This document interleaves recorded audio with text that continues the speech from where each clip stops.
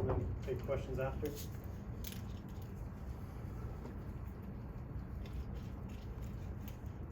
Yeah, before we get started talking basketball, I spent 11 years in Michigan, a lot of time on Michigan State's campus, so obviously our thoughts and prayers go out to them, and kind of puts basketball in perspective. And I think that game's canceled that they were, or postponed that they were supposed to have, so hopefully, things go better up there moving forward. But our thoughts and prayers go out to students that were killed, and all the students up there. So as far as basketball goes, this has been a matchup that everybody's been looking forward to for a while now. I mean, Tennessee's been the top of the metrics, top of the rankings. I think they're in the net, I believe we're number 2 and 3. They've been number 1 in Ken Palm's defensive efficiency for most of the season. Even after giving up all points they gave up to Missouri, they're still number 1. So it shows you how strong their defense was to be able to withstand a game like that and stay at number 1. So Coach Barnes done an unbelievable job. I mean, they've been top 5, top 10 in the country, it seems like, more often than not. Ever since I've been here for 4 years, I've been in the SEC. So they've established themselves as one of the best teams in the SEC year in, year out. It's no different this year. Got a really talented group. They're playing super hard on defense. Offensively, they got talented guys that are, more than capable of making shots. They're also coming off 2 back-to-back losses on buzzer beaters. So they've had luck go against them, and they, I'm sure they're fired up, ready to get a win. So, we're probably hitting them at the worst time it would be to hit them, to be honest with you. So we've got our hands full as far as Charles' injury goes, because that kind of got out there a little bit. He did have a minor knee injury in the Auburn game. He played through it. He's day to day. He's gotten better every day since the Auburn game. So we'll see where he's at tomorrow on game day. But he's it is a knee injury. It's a minor one. He's day to day right now. Charlie. We've talked a lot of late of Noah's kind of decreased minutes, but when you see him on the bench, excited for his teammates and still leading, how big is that to have a guy like that just around the young guys? He's been great. I've brought him up numerous times with the whole team. Like, for a guy that, and to be honest with you, I mean, if for some reason Charles can't go, he may get a start tomorrow. So it's not like we don't trust him. Sometimes the matchups haven't been right, like the Florida game. We've got some young guys playing really well too. Brandon Miller's arguably the best player in college basketball as far as wings, forwards go. So, Brandon can kind of bump down and play the 4 some. So, Brandon's gonna play a lot of minutes. So depending on who we play and matchups and stuff, I mean, it's just hard to get him minutes with some of the matchups that we're playing. But his attitude has been perfect. I mean, he leads, he talks, he's in guy. I mean, if you guys watch during huddles, he's in the young guy's ears. He's the one talking, but we got to get a stop. I mean, he's as into it as anybody playing heavy minutes. He's into it as any of the coaches. It would be really easy for a 5th-year guy that's in his final year of basketball to get sour with the amount of minutes he's playing. He's been great. I'm gonna be honest. Having guys like him on the team make this team go well. 2 years ago when we won the SEC, and Alex Reese was in a little bit different role. He played a few more minutes, but similar roles. Gurley, Sears started a lot of games. Not starting now. Reese had started a lot. Bruner came in. Started Bruner. Reese's attitude was unbelievable too that whole year. So if you don't have guys like that on the team leading, it's really hard to be as good as we are right now at this stage of the year. And so he's a big part of what we're doing this year. Yeah. Mark Sears, coming out of high school, just didn't have a ton of offers. I don't know how much you saw him at that point, or just based on what you maybe heard from Pat Way, but why do you think he went from a guy, or how do you think he went from a guy who didn't have much interest coming out of high school to, when he's in the portal, a lot of interest in the guy you guys wanted? You know what? I didn't watch him a ton, to be honest with you. He wasn't really getting recruited at this level. He ended up going to Hargrave, and I think he had Washington State, I believe, had offered him, and then they took somebody else, and so then that was kind of, he didn't have any high major offers, if I've got the story correct, after that happened there. So he ends up going to Ohio, and I was in the MAC for 6 years. It's a really good league, but it's not a high major league. So the biggest thing I think that he changed in his game, because again, I didn't watch him a ton as a high school kid, but the biggest thing that I've gathered is he really got himself in the gym and turned himself into an elite shooter, which at his size, when you can make shots at 40% plus clip, it changes the whole dynamic of the game. So, you know, he's always had toughness and could get downhill. He's a strong, tough, rugged, physical guard. When you add the shooting to it, it changes everything. So, you know, the fact he shoots it as well as he does, you know, he's gotten a little tougher, smarter, more experienced, but we were looking for shooting when we were in the portal. It's great that he happened to be from Alabama and put up 20 a game in Ohio, but we were looking for the best shooters in the country. You know, just so happened one of them was right here in the state of Alabama. So we decided to go all in on him, and it was nice he wanted to come home to Alabama because it's worked out really well for us too. We needed to add some shooting. Our shooting's gotten a lot better, and he's been right at the forefront of that for us this year. Obviously, the goal's not done, things that you want to accomplish, but about 4 years ago, you were on a plane with Greg heading here. I just wonder, obviously you're confident and you're competitive, but did you think this was possible this quickly with this program?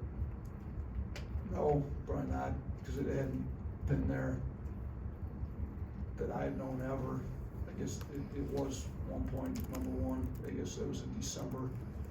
So I did think, you know, I got an agent, he had done a lot of research, and he told me they've got the resources there to compete at the top levels, and you can compete for national championships there. Like, you know, I thought we could, but we had some work to do to get it there. You know, and Avery left us some pretty good talent, to be honest with you. I mean, you look at what we started with, you know, Herb Jones started as a rookie in the NBA. He was here. Kyra Lewis was a lottery pick. He was here. Alex Reese, John Petty. John Petty leaves as the all-time leading three-point shooter. Like, we were left with some talent, which definitely helped get this thing started off in the right direction. But to be number one in the middle of February, that you know, it takes a little bit of work. You've got to get some really good players, which we've got this year. So, you know, we were able to recruit some quality talent. They've given us the resources we need to compete at the highest levels. If you're looking at what the rankings are right now. But yeah, less than 4 years ago, 4 years ago today, I was trying to figure out how to beat Bowling Green and Kent State and some really good schools in MAC, Ohio U. So we're trying to figure out how to beat Tennessee. So we've come a long ways as a staff. Added some pieces of the staff here, and we're in a great spot. Worked for an unbelievable administration, but yeah, I can't say that we thought we'd be number one in the country within the first 4 years. Now, number one in the country on February 14th really doesn't mean anything other than the fact that you're playing pretty good basketball at this stage. You need to be playing pretty good basketball. 7 weeks from now is the goal. So that's what we're talking to our guys about. Number one has nothing to do with any of the goals that we set at the beginning of the year, other than it's made the bullseye a lot bigger on our back going into everywhere else. So we got to be playing like the number one team in the country, tomorrow, a week from now, 6 weeks, 7 weeks from now. That's the goal. So what do we got to do today to be playing like the number one team in the country at the end of the season? So that's been the goal. James. Noah wasn't here before. You said that Rylan Griffin's a microwave and really can get hot quickly. Is this something that you saw from Rylan coming out of high school, and when he was struggling earlier in the year? Did you just was it kind of like a waited out process so that he got more comfortable with that with the college basketball game? Yeah, we watched him play. He was on the Adidas circuit in the summer, going into his senior year. He had some games where he could really score it. We liked his athleticism, his ability to score it, shooting, and as a high school player, we didn't you don't get a chance to see a ton of games because at the same time your games are, but yeah, he had some big games there too. I mean, him and Case and Walls teamed up at Richardson, and I think they beat 2 different #1 team in the countries his senior year. He could score it. So yeah, we thought he could be a pretty high level scorer. Did we think he'd score 16 at Auburn in that environment? I don't know if anybody thought that, but yeah, in the summer, I mean, he had some stretches where he shot it really well for a long time, like from one straight. So, you know, he kind of hit a little bit of a dip there, you know, but we just kept encouraging him, quit overthinking stuff. You're open, shoot it, tag, play aggressive, you know, turn yourself into a great defender. That's how you're gonna get minutes on the floor, even if you're not making shots. Play defense, rebound the ball. So now that he's making shots, we're trying to get him to play defense, rebound the ball. Like, let's not forget what got you on the floor even when you weren't making shots. But you know, I thought he did a pretty good job defending Green and try to get him back. He's a great offensive rebounder, like a great offensive rebounder when he's going hard. We're just trying to get that aspect of his game back because he had that going for a little while there too. Charlie. A lot of good coaches in this conference, but when you study Rick Barnes and what he's been able to do since he got to Knoxville, obviously he did it for a long time in Austin, down in Texas, but what about his teams stand out and what makes Rick Barnes coach teams so difficult to prepare for? Yeah, I mean, he's done an unbelievable job. Somebody gave me a stat. I think in the past 5 seasons, they've been in the top 5 of the AP poll 18 times. The 70 seasons prior to that, Tennessee was in the AP poll 17 times. So they've been in the top 5, not the AP poll. So 18 in the last 5, 17 in the previous 70 shows you where he's got that program to. Number one thing everybody's going to tell you all the way back to Providence, Clemson, Texas, his teams are always super tough, hard-nosed, play hard as can be. And I mean, that's 80% of coaching, to be honest with you. Can you get your teams to play hard? Can you get talented kids to play hard, play together? And that's why they're #1 in the country in defensive efficiency. I mean, they've been tough defensive teams everywhere he's been, kind of hang their hat on it. Even when you're struggling on offense, you know, if your defense is the best in the country, you're going to be in a game. So they've had games where they've struggled on offense and they still won them. I mean, look at the Auburn game, 46-43, like, you know, but they were in the game. They struggled to score, but they did a great job defensively. So, you know, they're going to get back to their roots. I'm assuming, you know, they gave up 86 to Missouri. That's not really them at all. I'm sure they've had an unbelievable week of practice leading into this after giving up 86. But yeah, I mean, if you look at his teams, they're tough, physical, guard, and they're really well coached, particularly on the defensive end. Mike. This is a physical team. You see Tennessee. How do you guys have played against physical teams like this, and what kind of test will this be for you? You know what? It's a good question. I think we've shown up against some of the physical teams we've played, and we haven't against others. Like, we've been a little inconsistent. Like, you know, I thought UConn kind of did a number on us. They're a physical team. Michigan State's physical team. We played well against them. Houston's a real physical team, and we played pretty well against Houston. So there's been enough tough physical teams we played that we've shown we're more than capable of doing it, but it hasn't been, I mean, Oklahoma was tough physical like in the Big 12, and we weren't very good against them. So we'd like for the team that showed up against Houston and Michigan State and those games to show up down there in Knoxville, because they're one of the toughest, most physical teams in the country every year, particularly this year. Tony. Sorry to open up the history books on you again, but the last time you guys were #1, it didn't go so well. Are you aware of what happened that season? Somebody told me, what was they go 8-20 after they started 9-0 or finished 8-12 after they started 9-0? Is that correct? Sounds about right, yeah. Somebody told me that. Is that something you use as a warning to your team? Do you bring it up? I didn't talk about that. We have talked about teams that were #1 this year and where they're currently at. You know, like North Carolina, we played them when they were #1, and they're not in the top 25 right now. So we've talked about that. I think this team's, you know, every team's its own personality. So, you know, I didn't talk about number one at all with them yesterday. Today, we did talk about it for a little bit, just what does it mean? It means absolutely nothing in the grand scheme of things of what we were trying to accomplish this year. So, you know, I said, but we did talk about like how motivated were we to have a great practice after we got embarrassed at Oklahoma? We had an unbelievable practice, our next practice. Like, it's real easy to be motivated after an embarrassing loss. So then my question was like, how motivated are you to have a great practice, the first practice after you're ranked number one in the country? I thought we had a great practice today. I just said, you know, we've talked about some maturity tests in the past. Well, this is a maturity test. How hard are we gonna play in practice today? I thought we had a great one. How hard are we gonna play against Tennessee on the road? And look, Tennessee's a good enough team. We could play really hard and still lose the game. I mean, they're good. Like, let's not act like if we lose it meant we didn't come ready to play. So, but there's no chance we're gonna win the game if we don't come ready to play. So, we did address some other teams. We haven't really talked about that. Was Petway on that team? What year was that team? 20? Oh, I think Petway was on that team, wasn't he? Mm-hmm. Yeah, maybe we should have Petway talk to the team about that team. Okay. Good, yeah. Thanks for the help. Last one, Mason. Coach, kind of like a two-part. The first question is, with Ryland Griffin having really strong performance over the last few games, first it was Brandon, then it was Noah, then it was Jalen kind of getting in love with the freshman stars.